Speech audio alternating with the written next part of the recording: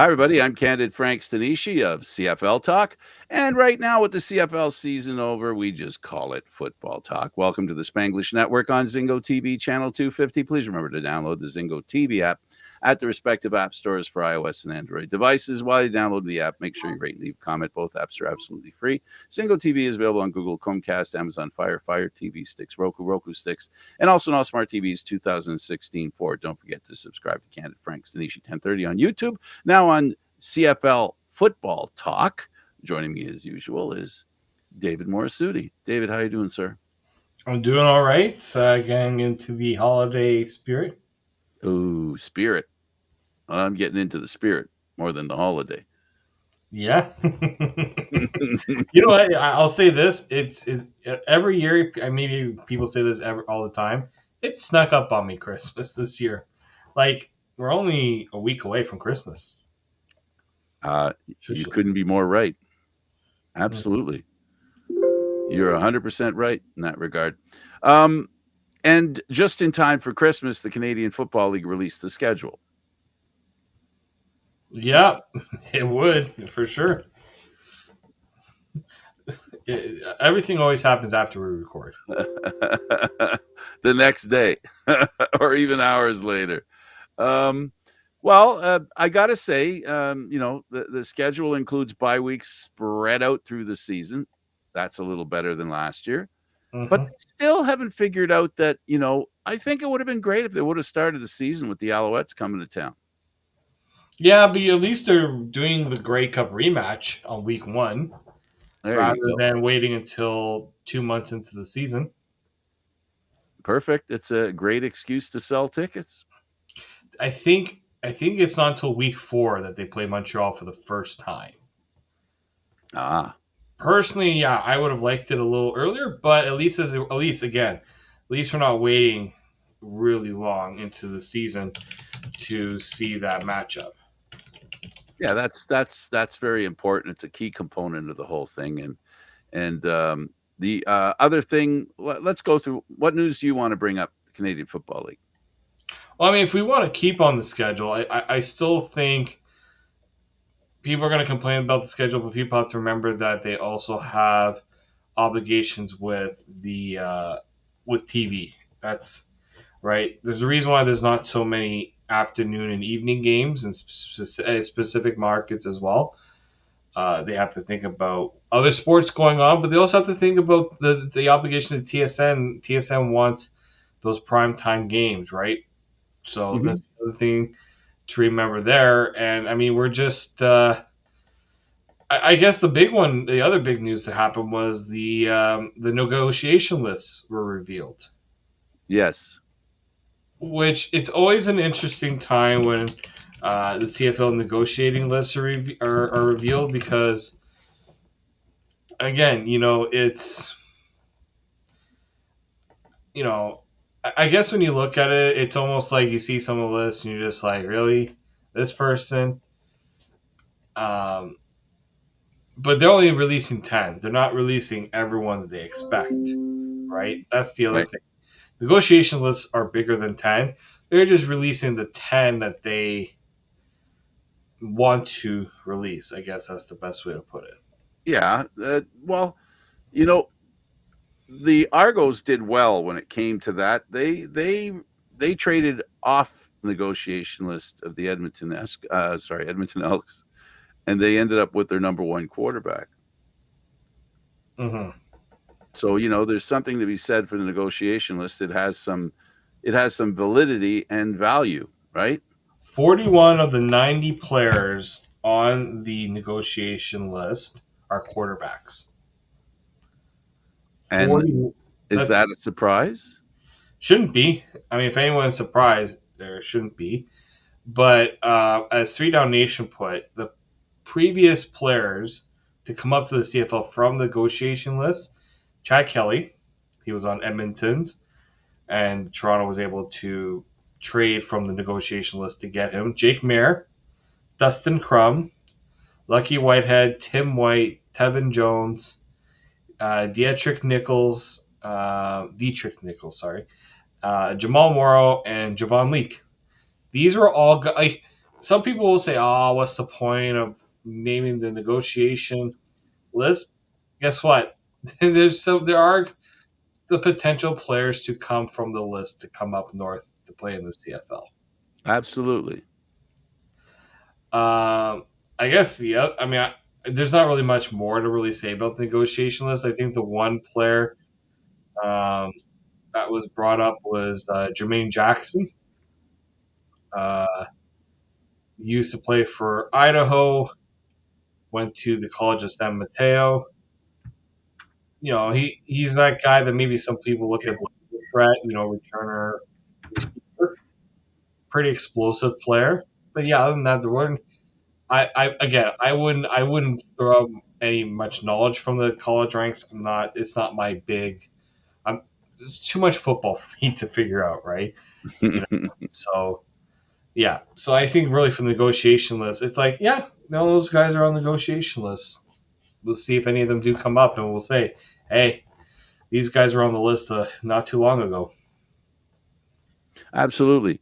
Um, you know, it is the negotiation list is really you're trying to identify players that will be assets not only on your team but for other teams, as I said. But we don't really we don't really keep track. There's no way to keep track, or people don't keep track, or statistically speaking, we don't discuss how important that is. Is it because it's not important or because it's a subtle feature, you think?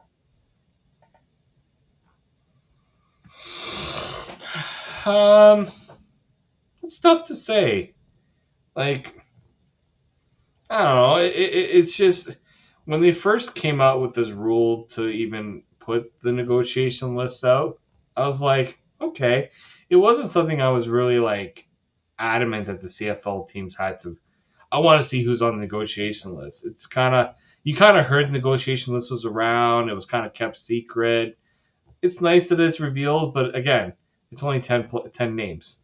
It's not like you're getting the whole list of players either. Absolutely, absolutely. Okay. We do have some Um, NFL news. I don't know if you saw the news today. well, let's finish with the CFL, and then we'll Okay, move over to the NFL instead of sure. bouncing around. There's only a couple more things we want to talk about as far as the CFL's Oh, concerned. yeah. And actually we'll have a good transition, I promise. It turns out that we have ourselves a quarterback, um, Jaguars. His brother now is going to be playing for the Hoosiers. He's transferred. That's kind of amazing that that's happened, and I really think it's the Rourke that's in college, at least anyway. That Curtis is going to move over, and he's decided to switch schools, and it's a school that plays more of an NFL style of football. Yeah, I mean that's the big key there, right? He's moving to a more NFL like offense. The Ohio University wasn't known for that really. I mean, we saw what Nathan worked in the CFL, but yeah, no, I think it's the big one here is he says it's a fresh start for him, and yeah, I mean, yeah, there's some truth to that. It is a fresh start, but I also just think that he understood where his priorities kind of lie, right? He's 23 years old. He has been guaranteed the number one job. That's the other thing. He has to go out and secure, and he'll have to win the job, which might actually benefit him more, right? To go Yeah, out and win the job. But you know what? Like, I always say that you just got to give yourself every opportunity to showcase yourself. It doesn't help that he had an ACL injury and that took away some of the buzz that was surrounding him. Maybe if he didn't have that injury, he would have had more prospects in the transfer window because the transfer terminal, right? Because I guarantee he probably wanted to make this move earlier. He was thinking right. about making the move. And he is definitely interested. He's not interested in coming to the Canadian Football League. He wants to go to the NFL. Mm-hmm. Yeah, Right, and he feels this will help him get there, better than where he was last year. So, So yeah, so that and then we'll wait for his brother a little bit because I got some other Right. stories here that I find very interesting. Fajardo happy to leave money on the table. He makes that statement. We've talked about this in about not so much in the Canadian Football League, except to suggest that when quarterbacks get paid $600,000 a year, that's a bit of money that does affect the offensive line usually, and does affect them in the way they play. I said that about about Bo Levi Mitchell going to Hamilton, that it was too much money. Not that Bo Levi Mitchell doesn't have the right to ask for that money, but that Hamilton was willing to pay it and suffer the consequences of that amount of money going to one player. Yeah, I mean, it's been the long fielding question, right? Has there really been a team that's won a Grey Cup with a really high paid quarterback? It's the thing in all sports, right? NFL kind of debugged that a little bit because when you have a star quarterback, he can make the talent around him really good.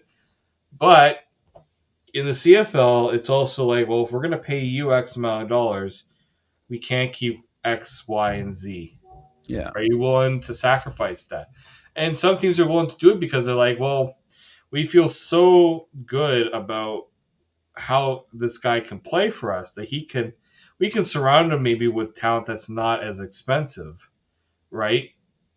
For Fajardo, it was the supporting cast that really elevated him. The two guys they brought in later that have re-signed and are coming back. Yep, would you be able to? It's always the veteran guys. Like Winnipeg is going to feel the crunch a little bit more because Zach Collaros is going to be making more money. Right. Some guys are going to have to go. That's the nature of it. The CFL salary cap isn't going up enough to justify bringing guys back, even if you want to give them a slight pay raise, right? And so, I mean, I give Fajardo a lot of credit. When you go out and you win a Grey Cup, I do think there's the desire to get there again and sacrifice a little bit to do it. I do think there's some of that. But at the same time, it's also how much more can Fajardo expect to be paid in comparison to the other quarterbacks in the league as well? I see it as Fajardo liking the idea of winning a Grey Cup and recognizing the formula that brought him there. And the formula that brought him there was enough money left over towards the end of the season that management could make a couple of key moves. And I underline key moves. I don't think they win a Grey Cup without those two additions at the end of the season. And with his money, making his money, he is making a judgment in regards to how important is a ring and how much more important is it a championship than making a couple of extra bucks. And I have to say this too. Most football players are more fortunate than most athletes. There isn't a sport in the world, I don't think, and I could be wrong because I'm not an expert of outside North America. To a degree, I should be by saying this, but the fact that you can exchange your talent for an education that could lead to a really good job, you're sacrificing, playing at college, getting an education in a sport where you could play as little as 3 years, as many as maybe 12, and that's like, once we get past that, David, we're getting down to a handful of players in the history of football that have played that long, and then you've got the rest of your life, right? And to earn money and to do stuff like that. That tells me he has confidence in his earning ability beyond the game. Because if I want as much money as I can get while I'm in the Canadian Football League, right? If I want as much money as I can get, I'm making a statement that this is it. This is when I got to make money. But what are you going to do the next 40, 50 years? 40 years, whatever, right? You know what I mean? So I think this speaks to confidence in him being able to earn money, and money isn't the priority to the extent it might be for other players, where for him the priority is championships. He sends a clear message to his teammates. Yeah, he does. I think that's it right there, right? He's trying to let's be honest here. It's a bit of a good PR move on his part too, to say I'm taking less. Let's see other guys step up and take less too. Ah, Right? see, there's that too. Yeah, excellent. We see it all the time in sports where certain guys say, I'll take a discount to stay here because I want to win. I want to win. It doesn't happen that often, though, man. It doesn't. It doesn't. But Frank, we have seen players take discounts only for the teams to take the money that they got discounted, right, at a discount and mess up, Overspend somewhere else. And overspend overspend somewhere else. somewhere else. Exactly. It's almost like, Dad, I want to borrow some money. All I need is $10. All I need is $10. Okay, here's $10. And then you say, I might not even use all the $10. And then your brother goes and says, I need some money too. Oh, here's 20. How come you got 20 and I got 10? Well, you only asked for 10. Your brother asked for 20, right? It's like you're trying to do the nice thing and say, I only need 10. I probably don't need more than that. But then your brother's like, no, I'll take 20 because 20 is available. I know 20 is out there. This is why management has a job to do. Exactly, right? And so I'm of the belief that you really need to have, I wouldn't say be included into the plan, but there's got to be a real good conversation had here where you're like, if I'm taking less money, it's because I want this team to be successful because of it. Not I'm taking less money. It's like, okay, that's money we're going to keep in our pocket. Now, Montreal did the smart thing where they had the ability to add guys later in the season, using the salary cap to their advantage like that. Now, that's not always a guarantee. You can't go and say we're gonna wait until a couple months left in the season, go and add two top veteran free agents. It's not a game plan that's always like, there's not always a Sean Lemon out there that you can go and get right at that point in the season. But what it does tell the team is, I'll take less, but only to know that you're going to use that money to help this team. And let's not go ahead. I'm sorry. The reason just I'd like to kind of Fajardo made a decision based on faith, I think, in management as well, that they will spend that money wisely and as wisely as they did the year before. And your point, I want to accentuate your point. He's talking to his teammates saying, let's all take a little less so that we can get back there again. Yeah. So yeah, I mean, it's not a guarantee. You take a risk by doing that as a player, like Nathan Rourke. Nathan Rourke. Why am I saying Nathan Rourke? Cody Fajardo's taking the risk of taking less money that he can use to support his family, with the understanding that it's going to bring them a championship at the end of the day, or get them as good of a chance to repeat. There is a risk to it. There's no guarantees in sports. The Argonauts just went 16-2 only to lose in the one playoff game that they played. There's no guarantees, but the odds look better when you give yourself more opportunities to improve yourself. And there's only 9 teams in the league. Exactly. Right. So any move that you make like that, it's more insulated, right?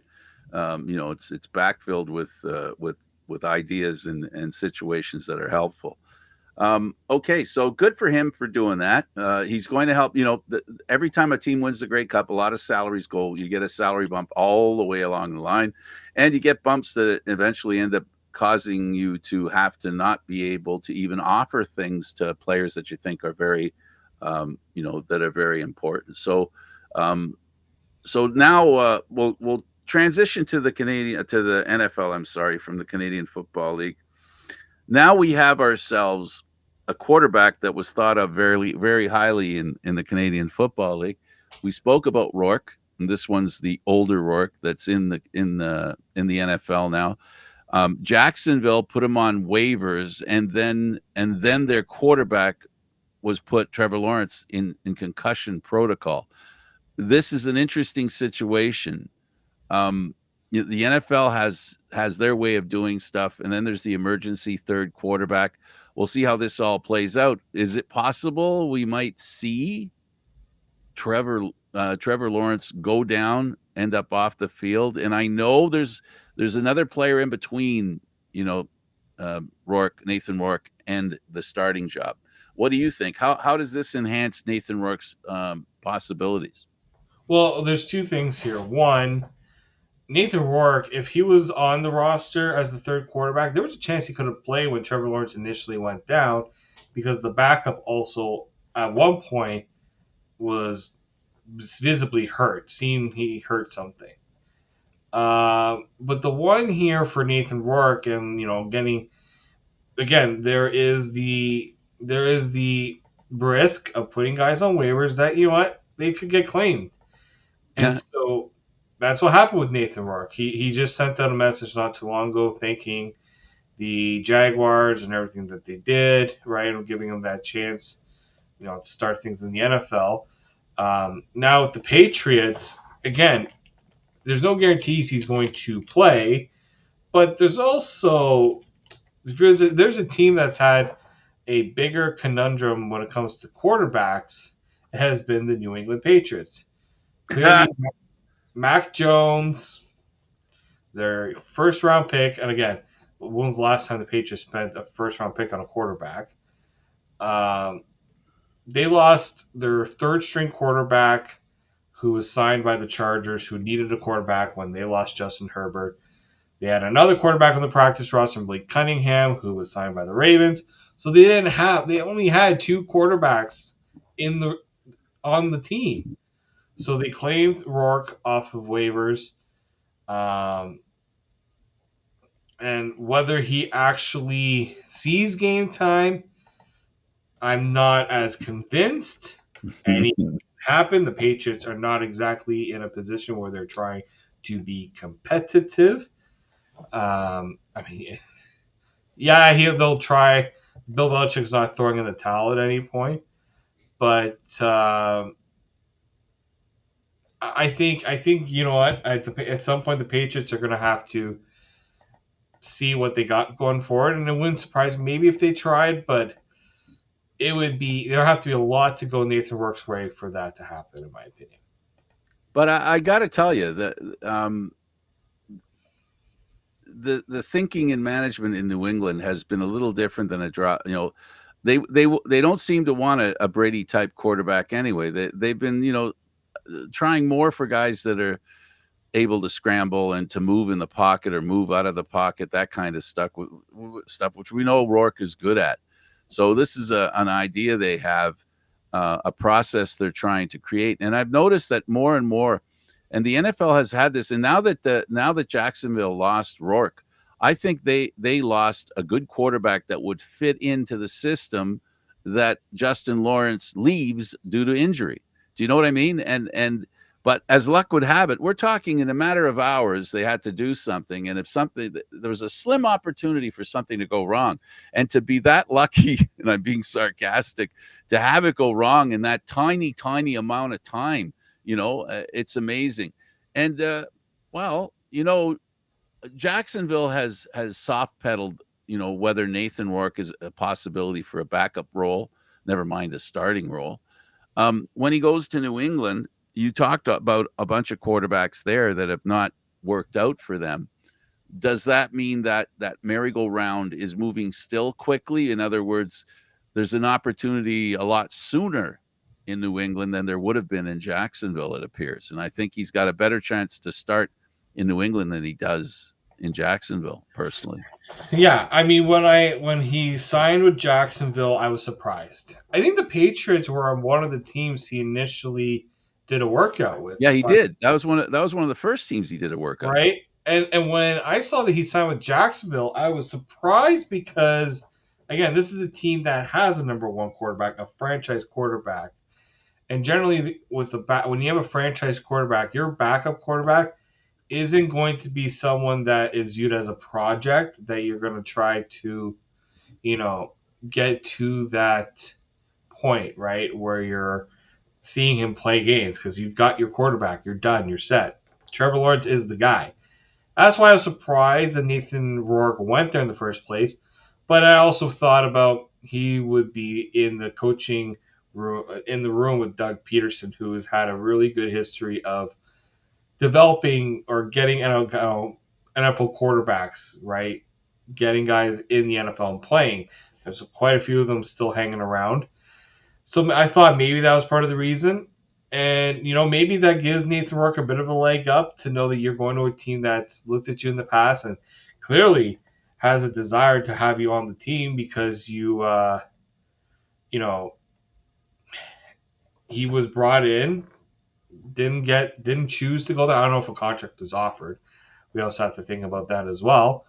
But, the big one here is all he has to do now is just show Bill Belichick that, hey, give me that one chance and I'll show you what I can do. And right now the Patriots, they're not winning games. So what do they have to lose at this point? They're not committed to, other than to Mac Jones, they're not really committed to any of these guys as franchise guys. So in a way, maybe they could try that, but I don't know. Well, for me, it's about the seriousness with which Jacksonville does not want to create any waves when it comes from the very beginning. When it comes not only to the starting quarterback but the backup quarterback. The coach went out of his way to say, no, we have our backup quarterback. He's our third quarterback. He fought the idea or the thoughts. If you remember, even when Nathan Rourke made that great play, in the preseason, right? Yeah. It still didn't change the mentality of the coaching staff, the management team in Jacksonville. So, maybe because New England is not as set, there will be a good opportunity for Nathan Rourke. But here's the thing about that. I sure hope Nathan Rourke has somebody to hand the ball off to and someone to pass to has sticky fingers. Yeah, You know what I mean?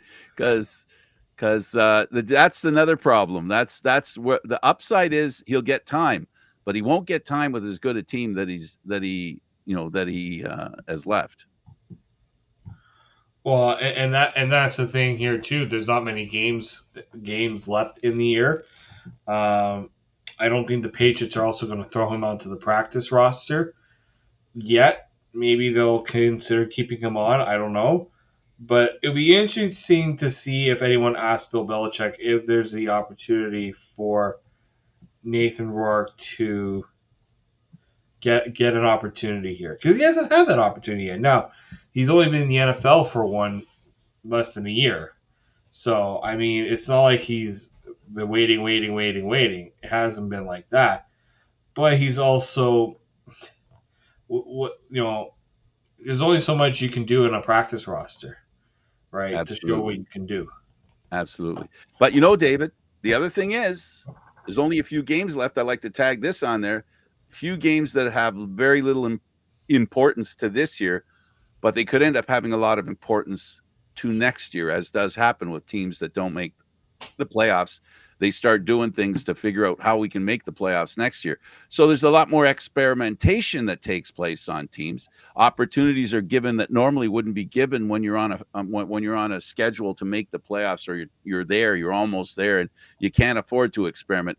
That's one good thing. That's another, if we're going to put check marks on each side of a piece of paper, say positive, negative. Positive thing is there's going to be some trial and error that's going to take place with New England, and they're going to open things up a little, and not just a quarterback, not just a quarterback. They're going to do what every football team does. They're going to check out what they got, and they're going to see how it plays in game situations, because that's important, how players play in game situations. Toss a quarterback out there in practice, that's one thing. Look at his film, that's another thing. But hand him the ball when the clock's really ticking and the game has a final score that matters. That's when you get to know a little more about the asset that you're trying to, foster. Yeah.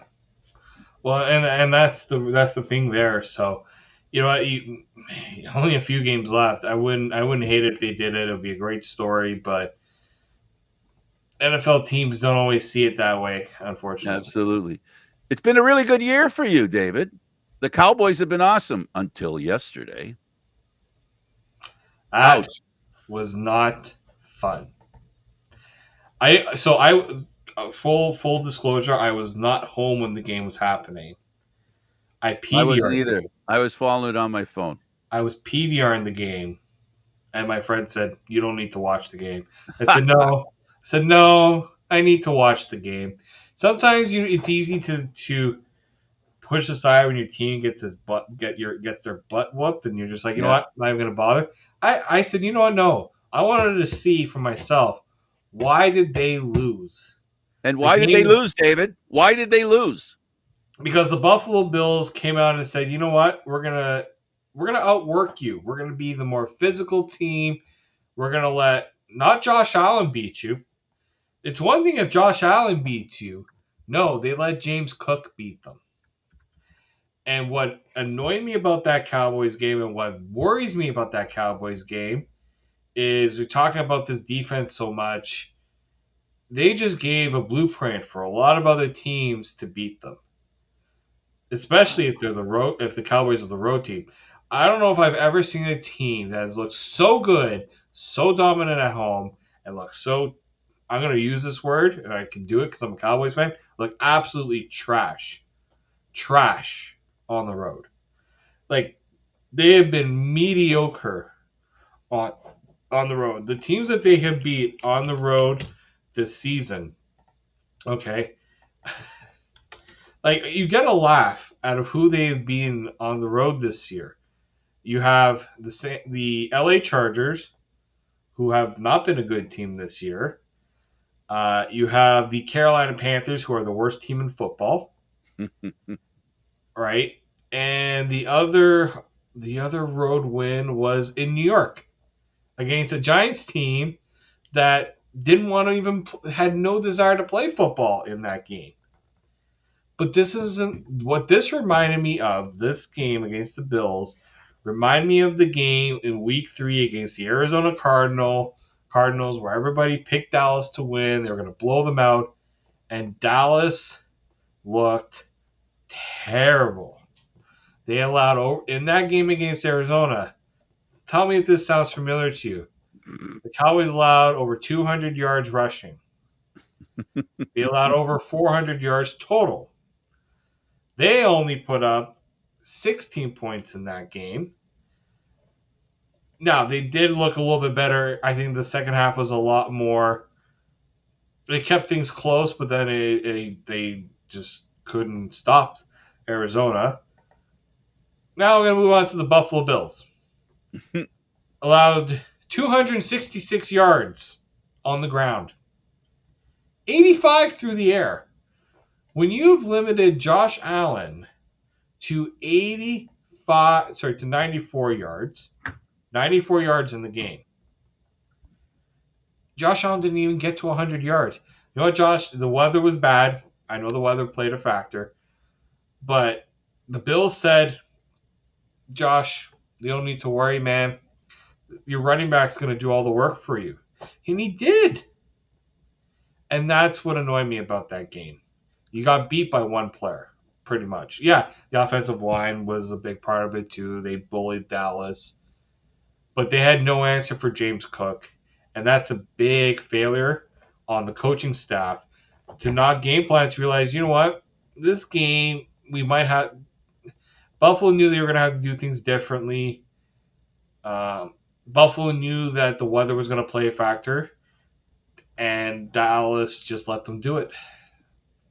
Absolutely. And you know what I'll say about Buffalo is that they've once again in that game they established that they don't have a passing game. And you know, as much as defenses win, you know, championships, you sure need a passing game of some sort. And Buffalo does not have it. And is it Josh Allen? I don't think so, because the games that I watched, I haven't watched the Bills every week, haven't watched all the games, but it seems whenever I watch the Bills play, there's one thing that's guaranteed. there's going to be a few, drop balls. There's going to be a lot of drop balls with Josh Allen throwing them to the receivers. So I mean, I don't know what Josh Allen this offseason, if they don't make the playoffs, what he's going to talk about. I don't know what management's going to talk about, but I can guess. And I think the guess is going to be that if the NFL's Buffalo Bills want to make the playoffs, they have to have a balanced attack. They're not going to beat teams like they did Dallas.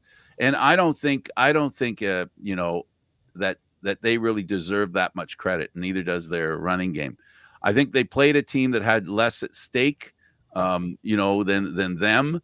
I think Dallas did what sometimes happens in sports. Really good teams, get stuck in trap games, and this was a trap game because the desperation in the game. And you said it, and I'll say it differently. Buffalo worked harder because they had to if they want to make the playoffs. They were desperate, and whatever Dallas gave them, in this case, you're 100% right. They gave them the running game. They just handed it to them. Their defense did what they needed to do against, the passing game, or Buffalo just couldn't succeed in the passing game. Regardless, the point being that this team, the Dallas Cowboys, is a team and has been a team these past few years where they have not played up to the potential and the belief, not only of their fans and their management, but even outsiders who have seen this Dallas team not play well when most expected that they would. This year, they're a bit better. They're better in the sense that, of course, they're playoff bound, and they played more consistent football. But still, there's that inconsistency in there, which I think you referred to by saying there is a template for a defeat in the future for Dallas if Dallas isn't careful. And I agree with you 100%. This game was won by Buffalo more out of desperation and hard work, like you said. And it wasn't really a game that had two teams coming at it with the same intensity. No, like Dallas beat Philly because they were the more physical team. Intensity, yep. The intensity was there, and that's what it was just like. Where was that? Where was that against Buffalo? It's amazing it can change that much from week to week, isn't it? It's brutal to think, like, and that's the thing. Good teams, like I look at San Francisco. That would just stare in my head right now because that's what I want to talk about next. But you want to start now? We can start now because you look at Dallas and you wonder how can Dallas silence doubters. You got to start playing like the San Francisco 49ers are playing right now. Like, truth be told, the San Francisco 49ers, now, will they be the number one seed? It depends on what happens with Philly, but they've been no joke. They play so balanced. They're the most balanced team in the NFL. Really good on offense. Really good on defense. And then you try to take away one area of their game, they find another way to beat you. And that's the issue with Dallas right now. At times, they can be very one-dimensional. Their running game has not been very good this year. It's been average, but you need to be above average, right? You look at San Francisco, best running back in the league. Some will argue that, but I think I do think that Christian McCaffrey is one of the best running backs in the league. He's also should be a lot higher in the MVP conversation. I really do think that as well, because when he's not on the field, San Francisco's not as good as a team as they are. Many teams would be like that. Okay, you take away the running game, now you got Deebo Samuel, Brandon Ayuk, and George Kittle. Brock Purdy, everyone's talking about him for MVP. Personally, I think he's still more of a product of the guys around him. People can argue that with me, but I say you see how Brock Purdy has played without these guys in the lineup, and it's night and day. So, yeah, right now the San Francisco 49ers are the team to beat in the NFL, and it's not even close in my opinion. I don't know how distant they are or how far ahead they are of the opposition, but what I will say about the San Francisco 49ers, we know that after what happened to them in the playoffs last year, that organization was going to come back angry with the situation that they found themselves in. and they feel probably to a man that they were cheated out of an opportunity to make it to the Super Bowl, and they were a favorite. And what happened to them in that game when they didn't have a quarterback was a horrible thing. That can you imagine the pain they had during the game, David? It's not just it wasn't. They saw it coming. Imagine how deeply rooted that frustration must have been to be at the game and know you weren't going to have a chance to win, and you go into the game as a favorite. So I can't imagine that this wasn't steel being created. Very intense heat of the anger that they had of how they ended up out of the playoffs. And it didn't surprise me they came back the way they did. It's a great organization. It has a history. It has winning in its genes, literally. And to lose that way, no one could even doubt they were going to come back as hard as they were. Are they the favorite? Okay, I won't argue with you, but I will suggest that the Philadelphia Eagles, not like them, more like other teams in the league that are really good, that have played bad games. If the Eagles play the way they can, they're going to give San Francisco a hard time if it's them two at the end. Yes, I do think so. I don't look. We've anything can happen. I don't think I'm never one to fully profess something. People are like, oh, congratulations, Dallas is back in the playoffs. And I said, okay, well, yeah, the Cowboys have been here many times before, and I'm always having the same feeling right at the end of it every single year. So stop with the whole congratulations. I'll believe it when this team has gone on to a Super Bowl in my lifetime. Hasn't happened yet. So even in the NFL, underdogs do well too at times as well. So it's not just about how good they are, right? So you got to watch it for those teams that aren't, in people's thinking as far as winning a championship is concerned. And Dallas and Philadelphia have proven that teams like that can be can lead to their demise. Yeah. Yeah, no, for sure. Again, you can't. Anyone who has had a crystal ball and predicting the Super Bowl, I always say you should play the lottery. You should be playing. It's hard, in my opinion. Extremely. Like, yes, Kansas City has made it all the way to the Super Bowl, year after year after year. But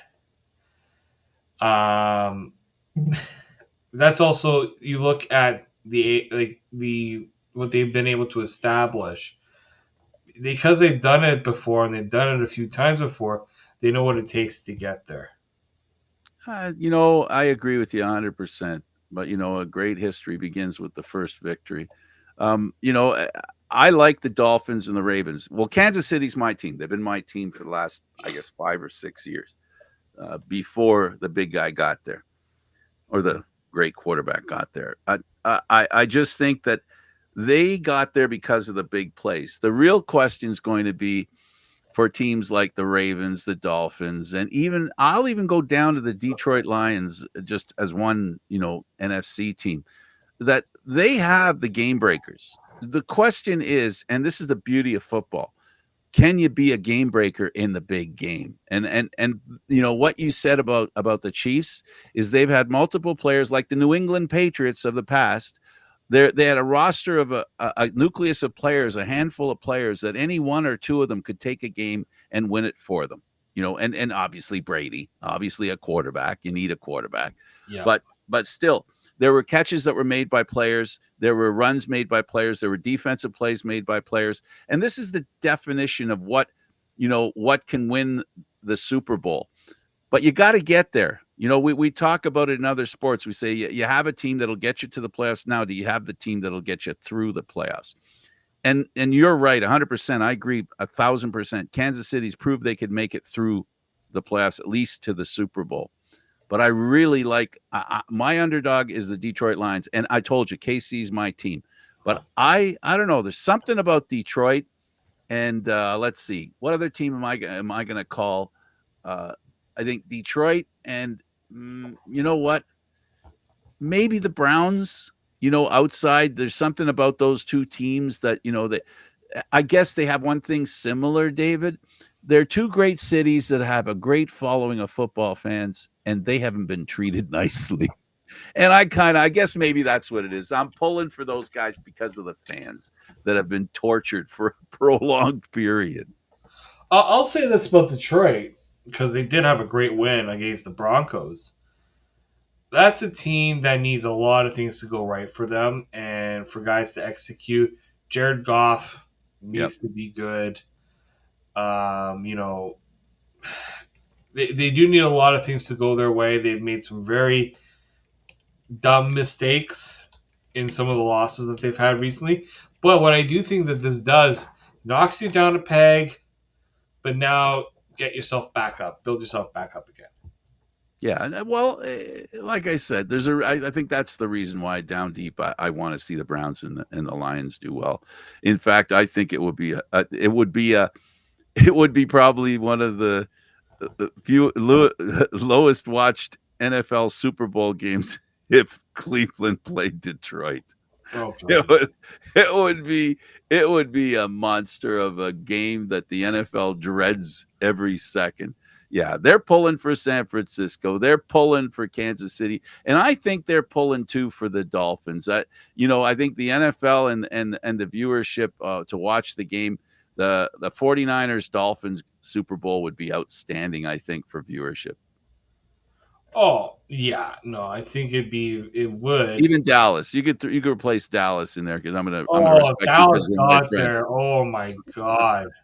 The NFL wouldn't be able to not only just the number of people that hate having seen Dallas there, but oh my goodness, like people don't understand how much the Dallas Cowboys really changed the landscape in the NFL.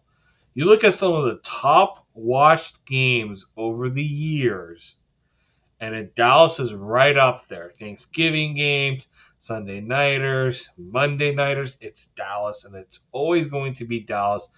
They are, in a lot of ways, the New York Yankees of the NFL. America's team. Amer- they got that catch. They live it. It's the way that organization is run. It's the way that the NFL is always. Why is always the Cowboys? Look at what they have accomplished as a brand. There's a reason why the NFL caters Absolutely. to that market quite a bit. They were the first they were the first to uh, somehow land in the TV world. You're too young to know this, but and when television broke out and then the 60s came when all these TV shows and stuff and then television became so popular because by then everybody had TVs. The Dallas Cowboys came out of the NFL and became even bigger than the NFL. They were on, their cheerleaders were on TV shows. They were everywhere. Everybody knew who the Dallas Cowboys were, even people who weren't football fans. I'll give you an example, folks. If you don't know what I'm saying, think of the Kansas City Chiefs and Travis Kelce and that young lady up in the stands. That's what it was like with the Dallas Cowboys back in the 60s. Television brought them in, and they were on the Love Boat, all this stuff. They were on all these shows. Yeah, they really did. The America's team thing goes back that far. It goes back that far that they ended up becoming the NFL team. They really have, and people get sick of it. And I say, sorry, not much we can really do for that. Oh boy, the 49ers will have their hands full in the playoffs, no doubt about it, as will the Ravens. It's been a while since the Ravens have been as good as they are today. They've been to a Super Bowl. I think they won a Super Bowl, didn't they? Did they win it, or were they a runner up? I'm trying to remember. The 49ers? No, the Ravens. They won a Super Bowl. Yeah, the they won. The Ravens beat the 49ers first. Yeah, yeah, they won the Super Bowl, and so they're back. This is an organization that has they picked up the while the Raiders lost their shine, the Ravens were the team that picked up on the Raiders not so nice guys, the nasty boys, and they're back. The nasty boys are back. Mm-hmm. They are. They're back, and we'll see. We'll see how teams adjust to them. Absolutely, David. I'll leave the last topic to you. Something you want to mention that we missed so far? No, we'll see how the Cowboys rebound this week. They got the Dolphins. That's maybe a Super Bowl preview. It would, you know what? Very well could be. Very well could be. And this is a chance for Dallas to go on the road and show that they can be a good team on the road. Okay, Canadian Football League fans, a lot of you have sent me messages asking about when, as I told you, it would come up before Christmas, and they came. Everybody knows when to schedule their days to go to the Canadian Football League game in their community. The Argos, as I said earlier, 3 buys spread out, much better for the Argo fans. I know they'll be happy with that. And, of course, there'll be some interesting football moves that'll be made. I'm interested to see how the contract, how Kelly's contract affects other contracts within the team. Especially when we talk about what Fajardo did. Kelly didn't do that. He's, near $600,000. So we'll see how the Argos handle that in the coming months. Mm-hmm. We'll see. So where's my glasses? Yeah, here they are. There we go. Okay. So I guess this concludes another CFL talk. And for now, it is also football talk, the NFL included. Thank you, David, for doing this. Thank you, Frank. I'm Candid Frank Stanisci. Thank you for watching CFL Talk, football as well, usually Mondays at 9. This show can also be heard on the Spanglish World Network for Zingo TV. And, of course, David Morassutti and Candid Frank Stanisci on YouTube. Thanks for watching, everybody. We'll see you next time.